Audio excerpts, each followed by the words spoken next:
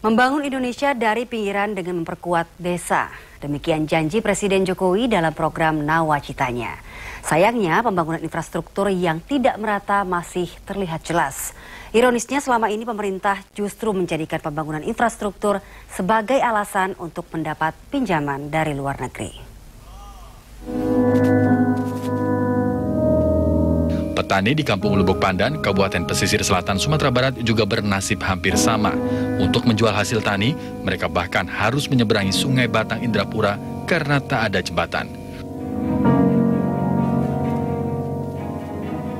Di Desa Langgai, Kecamatan Sutra, Kabupaten Pesisir Selatan, Sumatera Barat, anak-anak sekolah ini harus ekstra waspada saat meniti kawat di atas derasnya arus sungai. Sungguh ironis, lebih dari 10 tahun warga Desa Langgai harus melewati jembatan kawat. Namun pemerintah Kabupaten Pesisir Selatan tak juga membangun jembatan yang layak bagi keselamatan mereka. Dan yang cukup ramai menjadi perhatian publik di media sosial adalah jembatan ala Indiana Jones di Lebak, Banten. Membangun Indonesia dari pinggir dengan memperkuat desa-desa merupakan janji Presiden Joko Widodo dalam program Nawacitanya. Sayangnya, hingga kini pembangunan infrastruktur yang tidak merata masih terlihat jelas. Pemerintah justru hobi melakukan pinjaman ke luar negeri. Pembiayaan infrastruktur menjadi salah satu alasan Indonesia harus berhutang.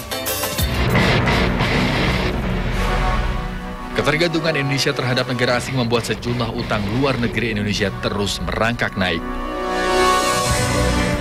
Kabinet kerja-kerja yang berpijak pada Trisakti, Nawacita, dan revolusi mental itu sadar nggak yang sedang dilakukan adalah proses perpanjangan pemiskinan struktural. Saya ulang, proses perpanjangan pemiskinan struktural.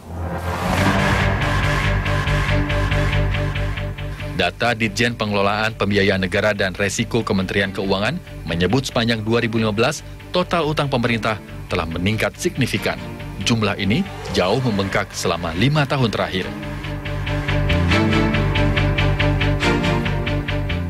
Pada 2011, total utang luar negeri pemerintah masih di angka 1,8 triliun rupiah. Angka utang pemerintah mulai merangkak naik pada 2012 menjadi 1,9 triliun rupiah. Pada 2013, total utang pemerintah kembali mengalami peningkatan sebesar 2,3 triliun rupiah. Di 2014, kembali mengalami kenaikan menjadi 2,6 triliun rupiah. Pada 2015, total utang pemerintah menyentuh hingga angka 3 triliun rupiah. Sementara itu, Direktorat Jenderal Pengelolaan Pembiayaan Negara dan Resiko Kementerian Keuangan hingga kini tidak dapat memberikan konfirmasi terkait utang Indonesia. Begitu juga dengan pesan singkat untuk meminta wawancara. Pihak Direktorat Jenderal Pengelolaan Pembiayaan Negara dan Resiko Kementerian Keuangan terkesan menghindar. Tahun demi tahun, utang luar negeri Indonesia terus saja bertambah. Kucuran dana asing jelas memberi angin segar. Sayangnya, pembangunan infrastruktur tetap saja jauh dari harapan rakyat.